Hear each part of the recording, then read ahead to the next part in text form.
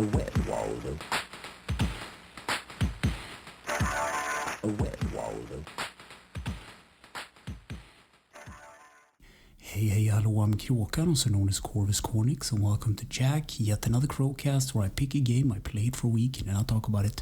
This week's game is the Great Waldo Search for the Nintendo Entertainment System. It was released in 1990 and it's a single-player puzzle game developed by Radiance and published by THQ. And also, there'll be spoilers up ahead, just so you know, but first a little backstory.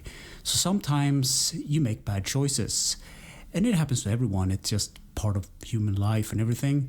And the Great Waldo Search is one of those mistakes. So when you start up the game, you get a bunch of company logos, and then you get a screen displaying the title of the game, and horrible music is playing. And if you wait a bit, you get a short demo. Then you can press start, and a weird wizard appears with a blue cap, and he's holding a crystal ball, and then you can select between normal and expert difficulty. And there's also a Waldo icon. And from these normal and expert setting, you can choose between another couple of icons, such as the gesture, the snake, the monk, and the bearded head. So this game is actually based on a book series called Finding Waldo, or Where is Waldo?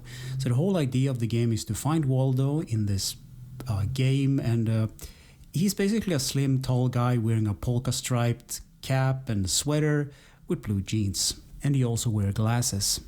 So the first stage that I played was the gesture stage, and it's basically Arabian themed. So think a huge poster with lots of stuff on it.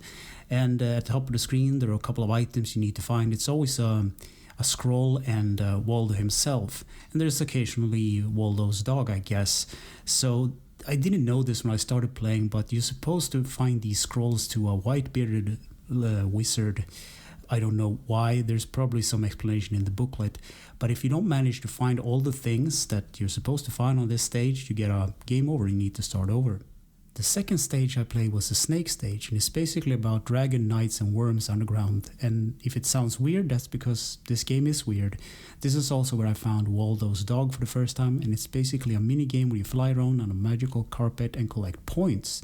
Also in the normal clicking stage, you can click on watches to add more to the overall time, because of course this game is timed. And you can also click on points to add to the overall score.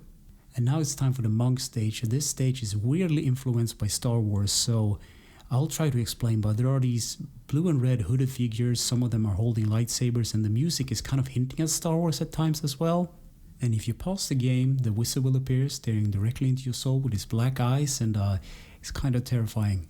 Next up is the bearded stage, and I don't know what else to call it, but it's like it's a castle themed thing with huge faces, medieval, think feudal, and I can't even explain it. And finally, it's time for the Waldo stage, and in this stage you need to find the one Waldo, because there are a lot of them. You need to find the one wearing socks, and you also need to find a scroll in this level as well.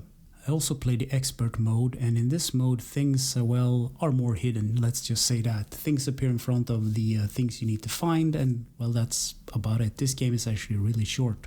So, gameplay. Find Waldo and Whitebeard scrolls. Control, the D-pad is movement, it moves the cursor around the screen. It also scrolls the screen left to right, the A button clicks the spaces, and the start button pauses. Graphics. So this game looks like it was made in MS Paint, and I'm not joking. It's really hard to find Waldo and the scrolls, and the graphics, well, it's not actually helping. Just like the books, the screens is crammed with all the stuff from just to confuse you, basically. And it adds to the challenge, but it isn't pretty to look at. Sound and music. Doug Brandon made the soundtrack for this game. It's a bit all over the place and flat out terrible at others. So in conclusion, I wrote no, play something else. The music is all over the place, the graphics is a mess, it looks like it was made in MS Paint.